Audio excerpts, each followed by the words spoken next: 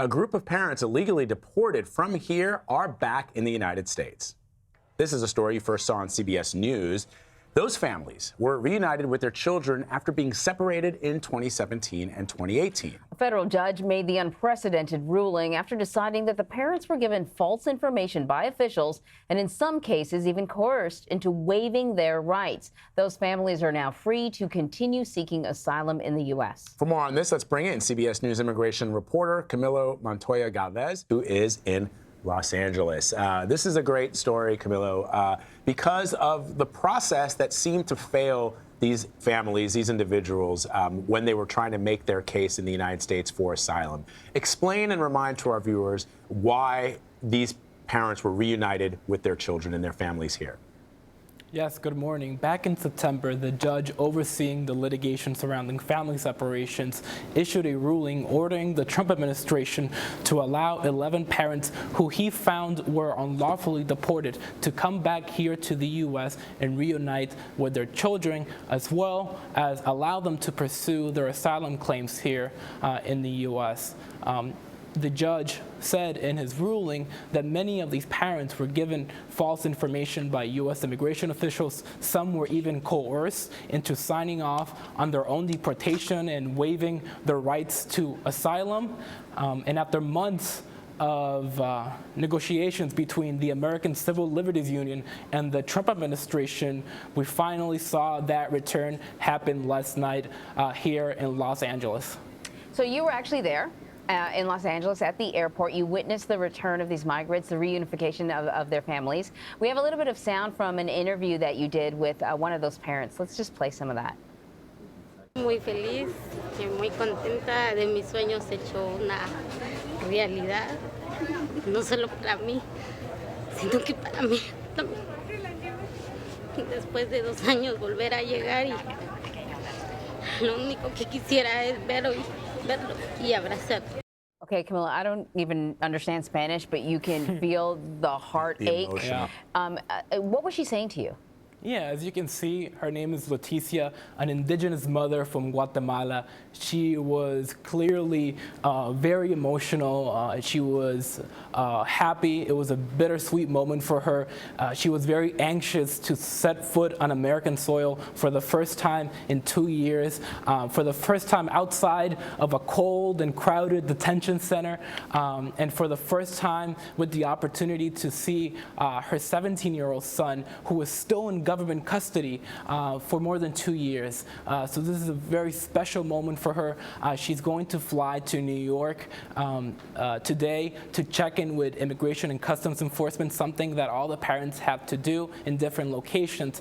But after that check-in, she will hopefully ask the government to release her teenage son so they can be together, live in New York, and continue their quest to obtain asylum here in the U.S. outside of a detention center, which is the most important thing. You know, there was another moment that we showed, as you know, Camilo, on CBS this morning. We showed a father, his name I think was Fernando, with his 7-year-old daughter. And, you know, she would have only been 5 or so when he left. And just the joy on her face when she saw her father. I mean, I think that that picture, that video, serves as a stark reminder to people who think about this issue of immigration in this country. When you see a child who has been separated from her father for 2 years, and you think about what he has gone through and not being there. I think we actually have some of that sound. Let's play that. Esperando de que esto siga, ¿verdad? I'm hoping for this to continue. En el tiempo que fuimos deportados, muchos padres, no solo fuimos nosotros, hay muchos padres que están a este momento todavía separados de sus hijos. It was not only us, there was many parents who are still separated from their children. There we go. What else did you learn from him, Camilo? Yeah, so as you can see, as I was trying to translate, he was expressing joy at returning to the U.S., but he also mentioned that he wants the same type of opportunity for other parents who are in Central America, who were deported without their children, and who do not have this opportunity given by a court here in the U.S. The American Civil Liberties Union told me that they estimate that there are hundreds of parents just like Fernando, just like Leticia, who were deported under contested circumstances without their children, but who don't have a legal avenue to return here to the U.S. to reunite with their kids. So then what happens moving forward for these families? Right, so all these 9 parents were granted humanitarian parole to arrive in the U.S. without being detained. They will all check in with ICE within the next 72 hours. After that, they are free to go wherever they want to go. They're usually going to meet up with families, sponsors in some cases, families, strangers who agree to take them in. And after that, they will continue to fight for their right to stay here in the U.S.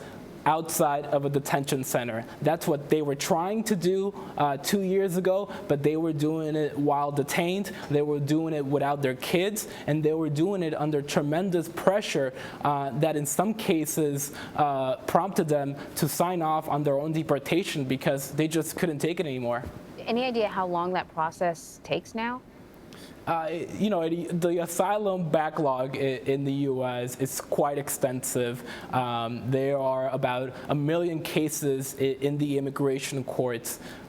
Those are for defensive asylum claims, which these parents will have. So they will be added to this backlog. It could take months, years, but the most important thing for them and the advocates is that they will have a chance to argue this in front of a judge without being detained. That makes it easier for them to bring lawyers, to have support from community members, to maybe even work while they're doing this. It does make things a lot easier for them now that they're not detained and that they're finally with their kids. I'm very grateful that you and CBS News, our crews, were there to witness this moment there in Los Angeles. Camilo, thank you very much. Thank you, Vlad, and thank you, Anne-Marie.